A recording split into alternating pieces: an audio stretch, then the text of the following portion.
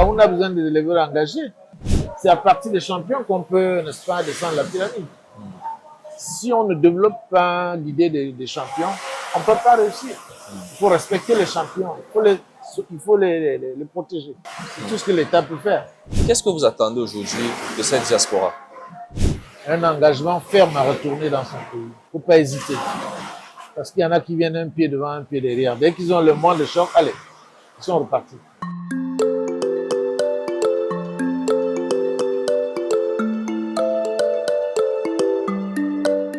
Bienvenue à toi dans cette vidéo. Je suis aujourd'hui avec M. Ouattara, l'un de mes partenaires les plus importants, un fidèle client déconcentré CAFCO, qui a une ferme vraiment exceptionnelle au Cameroun, qui est l'un des éleveurs importants dans ce secteur ici et qui fait vraiment des produits de qualité. C'est un éleveur de porc qui a un parcours très inspirant et je t'invite d'ailleurs à regarder aussi l'autre interview avec lui qui va être publié sur la chaîne si ce n'est pas déjà le cas. On va parler dans cette vidéo de l'avenir de l'élevage de porc en Afrique et au Cameroun et il va nous donner un aperçu de ce qu'il entrevoit pour le futur et de ce qui est en train d'être fait actuellement pour préparer ce futur.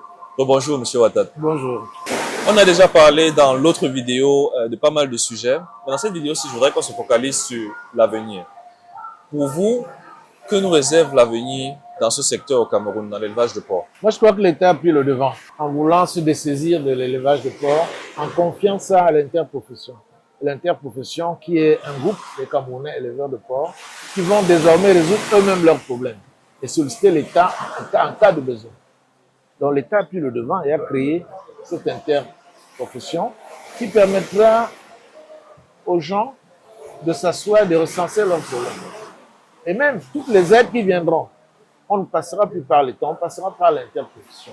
Donc je dis, ce sera un peu comme l'IPAVIC. L'IPAVIC, l'interprofession avicole a permis à ce qu'aujourd'hui, il y a très peu de problèmes. Avant, on parlait trop de ce problème d'IPAVIC, problème de poulet à gauche à droite, mais aujourd'hui, on n'en parle presque plus. Tout le monde est servi. Ce sera la même chose avec le porc. Parce que elle est en train de devenir la viande la plus consommée.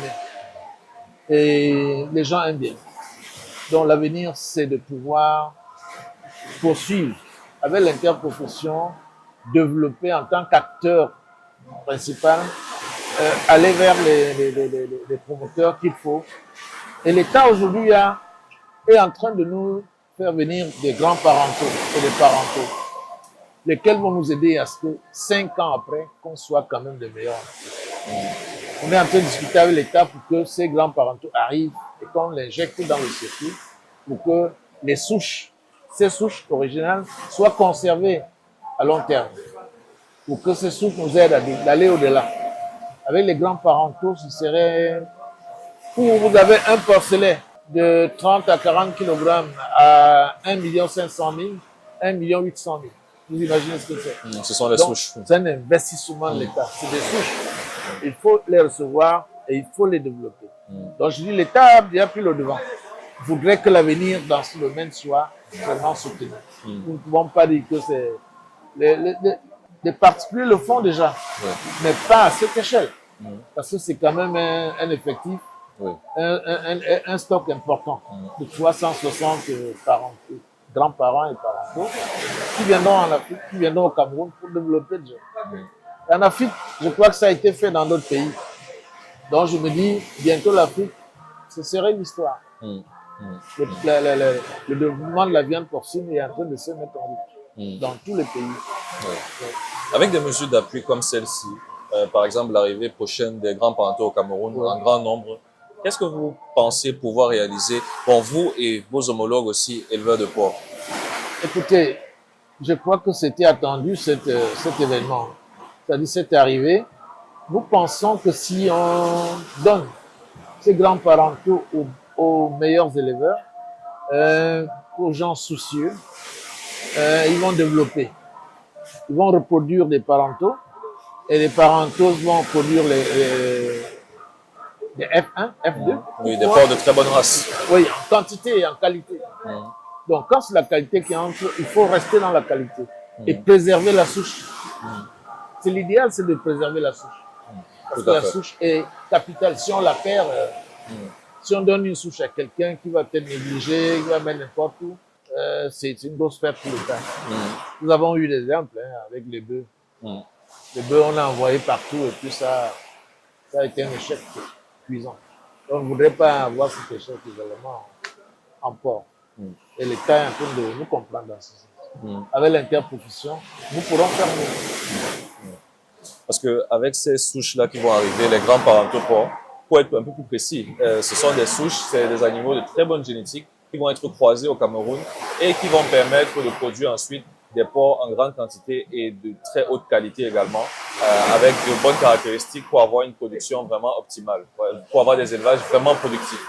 Et vous avez parlé de comment accueillir, entretenir ces bêtes. À votre avis, quel est le type d'éleveur dont le Cameroun a besoin aujourd'hui pour faire prospérer des initiatives comme celle-là et tout simplement pour faire avancer le secteur? Le type d'éleveur, c'est des éleveurs engagés. Le Cameroun a besoin des éleveurs engagés. On sait que dans le poulet, par exemple, il y a des très grands éleveurs engagés. C'est ce qu'il faut, développer des fermes pilotes, que le ministère recense ses champions et veille sur ces champions pour une réussite. C'est ce que tout le monde fait. C'est à partir des champions qu'on peut, n'est-ce pas, descendre la pyramide. Si on ne développe pas l'idée des champions, on ne peut pas réussir. Il faut respecter les champions, il faut les protéger. C'est tout ce que l'État peut faire. Quand l'État protège, désigne les champions, leur donne déjà des souches comme celle-là, il faut savoir que les résultats seront là, puisque sans ça, les champions continuent à se manifester. Et vous avez parlé notamment de l'interprofession porcine, qui a été récemment créée au Cameroun. C'est une initiative vraiment importante dans le secteur et c'est une organisation, une institution aujourd'hui qui réunit de nombreux producteurs de porc dans toute l'étendue du territoire. Mais dans cette organisation, je sais que vous avez une place assez importante et elle est méritée d'ailleurs avec tout ce que vous avez accompli dans le secteur. Qu'est-ce que vous souhaitez réaliser avec cette institution? Disons, notre premier galop d'essai, c'est ces bêtes qui arrivent. Nous avons exprimé ce vœu au ministre en leur disant, faites-nous confiance avec ces grands parentaux. Nous voulons vous nous donner 1 an, maxi 2 ans, pour que nous puissions inonder le marché. Parce qu'on est sûr qu'on veillera sur la source. Donc, et puis avec une organisation comme celle-là, on peut être écouté à une échelle nationale comme en internationale. Si nous nous comportons bien, si nous faisons bien, si nous gérons bien. De toute façon, les aides qu'on apporte à l'État concernant l'agriculture et l'élevage, on va chercher, n'est-ce pas, c'est plutôt ceux-là qui vont. C'est notre interprofession, c'est vers nos interprofessions qu'on va se pencher pour pouvoir soutenir le pays. Les gens ne veulent plus donner à l'État. L'État, c'est grand. L'État ne peut pas tout faire. Maintenant, il faut chercher. Est-ce qu'il y a des interprofessions? Oui. On a déjà créé l'interprofession poisson. Aujourd'hui, c'est le porc. Avant, c'était le poulet. Donc, l'État est en train de se désengager. Donc, pour vous, en fait, l'interprofession porcine, c'est vraiment un moyen de s'organiser pour les éleveurs de porc, de s'organiser, de se réunir pour avoir plus de poids, pour négocier, pour obtenir l'appui de l'État ou d'autres organisations, même à l'international. Bien sûr, bien sûr, bien sûr. C'est l'avantage d'être organisé. Mais si on n'est pas organisé, si on n'est pas bien structuré, ça n'intéressera personne. Les gens risquent de repartir avec, parce que même ils nous ont assistés. Lors de la création de notre interprofession, ils nous ont assistés, ils nous ont donné des conseils. Mettez-vous bien, décentraliser. Il faudrait que dans les départements qui ait un bureau, dans la région qui ait des bureaux, et dans le Cameroun entier, et tout ceci constitue un noyau. Si ceux de Kribi sont mieux organisés et travaillent bien, j'ai eu l'avantage d'être choisi parmi dans le conseil réduit, c'est-à-dire que le bureau exécutif où je suis trésorier. Donc vous comprenez que c'est important. Là-dedans, vraiment, on est au centre, on est au cœur des décisions. Et j'apporterai ma modeste contribution pour pouvoir, n'est-ce pas, permettre à ce que le porc se développe au Cameroun. Si je l'ai fait, j'ai envie que ça se fasse partout. Il y a quelques jours que le Seigneur me donne, que je puisse donner davantage.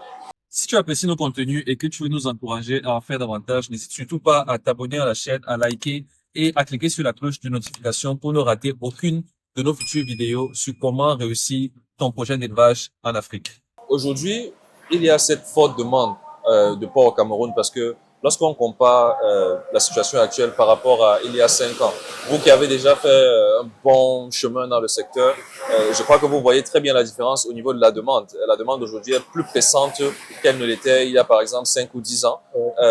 Et est-ce que vous pensez, avec des initiatives telles que celles qu'on a déjà citées, que le Cameroun pourra, sur le long terme, vraiment satisfaire cette demande en viande de porc? Le Cameroun peut satisfaire, mais ça dépend maintenant des acteurs comme cette interprofession. Si on s'organise bien, on peut satisfaire. Les gens, aujourd'hui, peuvent avoir rencontré des problèmes. Par exemple, on a un problème de maïs. La culture de maïs chez nous est encore traditionnelle. Si on organise la culture de maïs et d'autres intrants qui sont importants pour l'alimentation, je crois que le Cameroun peut décoller. Et je dis, il faut choisir le bon partenaire qui fait du bon produit pour pouvoir produire du porc de qualité et en quantité. Parce que l'aliment Cafco ne fait pas seulement la croissance, fait aussi la qualité de la viande. Donc je dis aux gens, restons scotchés sur la qualité et nous aurons de bons résultats. Et le Cameroun peut se dire, on est fiers de ça. Et ça répond à ma question suivante déjà, parce que j'allais vous demander de quoi est-ce que les éleveurs ont besoin au Cameroun pour les accompagner dans cette progression-là. Vous avez parlé déjà de l'aliment, vous avez parlé aussi de la culture du maïs qui a besoin d'être modernisée, d'être accentuée. Mais qu'est-ce que vous voyez d'autre comme besoin sur lequel l'interprofession pourrait éventuellement intervenir aussi et qui pourrait booster ce secteur? Bon, nous allons développer encore le soja, c'est possible, ça peut se cultiver au Cameroun. Le soja peut se cultiver au Cameroun. Je crois que pour l'instant, le Cameroun a besoin de s'ouvrir aux nationaux pour développer cette activité. Il ne faut pas perdre trop de temps dessus. On sait ce qu'il faut faire. Il faudrait qu'on cherche des bons produits, des produits de base qui nous permettront de se développer. Et éviter de continuer et encourager les gens à sortir de l'élevage traditionnel. Parce que les gens sont restés longtemps dans l'élevage traditionnel. Ils ont peur d'avoir un ticket plus grand. Alors qu'en sortant de là, on a une autre vision. Parce que nous tous on l'a commencé par là, certainement. Mais très vite, on a compris qu'on a perdu du temps et de l'argent. Et dès qu'on a découvert que l'alimentation est capitale, on a traversé le cap et on est resté. Donc je dirais à plusieurs de faire la même chose et ils vont réussir. Pour un éleveur de porc aujourd'hui ou pour quelqu'un qui veut se lancer dans ce secteur, comment faire pour intégrer l'interprofession? Quels sont les critères?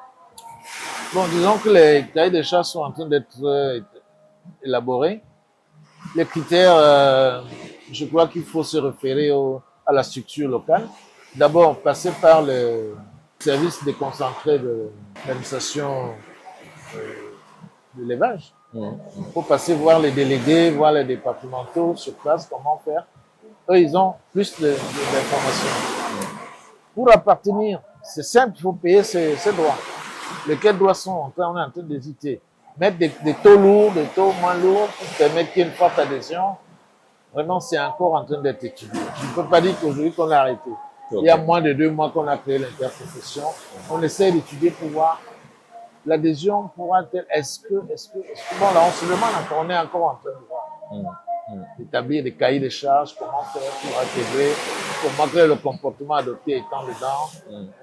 Parce que pour bénéficier, il faut d'abord appartenir à l'interprofession. Pour bénéficier de quelques aides que ce soit de l'État ou des ONG, il faut d'abord être dans l'interprofession. Tout à fait, oui. Je crois qu'on parlait de 50 000, 10 000 francs pour l'adhésion, 100 000 pour les frais d'adhésion, les frais annuels. Oui, voilà. Bon, on disait encore peut-être c'est lourd. Donc je dis, on n'est pas encore très fixé. Et néanmoins, vous aurez toutes les informations. D'accord, c'est un cours de réflexion. Il y a que 2 ans, c'est un cours de réflexion pour pouvoir diffuser quelque chose de bien arrêté. Je ne vais pas me prononcer maintenant parce que... Et vous avez prévu d'être présent à la conférence qui sera organisée par Douglas Fokam, qui était ici d'ailleurs il y a quelques mois, que vous avez reçu, qui est aussi un éleveur de porc, qui a une chaîne sur YouTube. Et vous serez à cet événement-là avec des personnes de la diaspora. Qu'est-ce que vous pensez leur apporter dans un événement pareil? Bon, c'est un événement d'échange. Se retrouver dans cette circonstance, je crois que c'est pour échanger, c'est pour voir qu'est-ce qu'on peut leur apporter comme encouragement à rentrer dans leur pays et investir? On ne peut pas dire que les jeunes qui viennent, qui cherchent, n'est-ce pas, un modèle, s'ils m'ont choisi comme modèle, je leur dis merci déjà et puis je leur dis de venir à cet échange qui sera assez convivial. Et on leur donnera tout ce que nous avons, tout ce que nous connaissons du pays et tout ce que nous pouvons leur apporter comme aide à pouvoir s'installer au pays.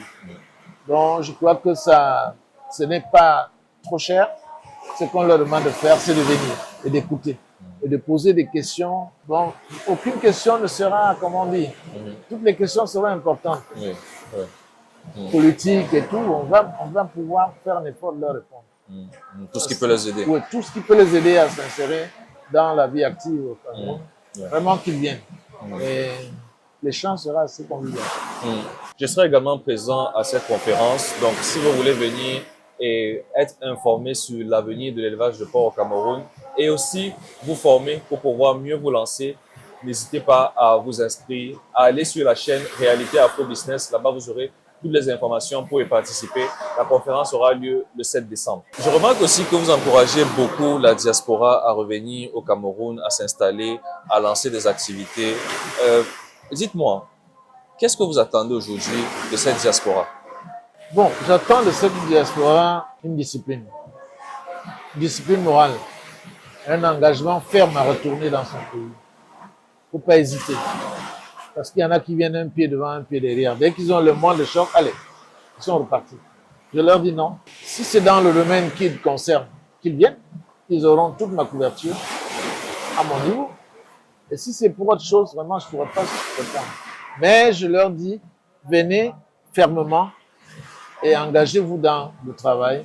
Vous serez soutenus par l'État, par tous ceux qui voient que vous faites du bon boulot, parce que vous venez les aider à faciliter, à lutter contre la vie chère, qui est en train de s'installer dans tout le monde entier. Donc, si vous pouvez apporter des solutions, pourquoi on ne pourra pas vous en vouloir pour ceux qui viennent aider à lutter cette gangrène qui est assez difficile, la vie chère. Parce que la vie devient de plus en plus chère. Alors, si on vient cultiver, si on vient élever pour pouvoir résoudre le problème, c'est la bienvenue pour tout le monde. Que ce soit pour l'État, soit pour les populations. Merci, M. Ouattara, de vous être prêté au jeu de l'interview. Merci pour le temps que vous nous avez accordé. C'était vraiment intéressant, c'était passionnant. Et je pense que ça va aider de nombreux abonnés qui nous regardent et qui vont apprécier l'interview. Donc, je vous dis à la prochaine. Et n'hésitez surtout pas à aller sur la chaîne pour regarder l'autre vidéo avec M. Ouattara aussi, où on parle de d'autres sujets concernant toujours l'élevage de porc au Cameroun et en Afrique. À bientôt.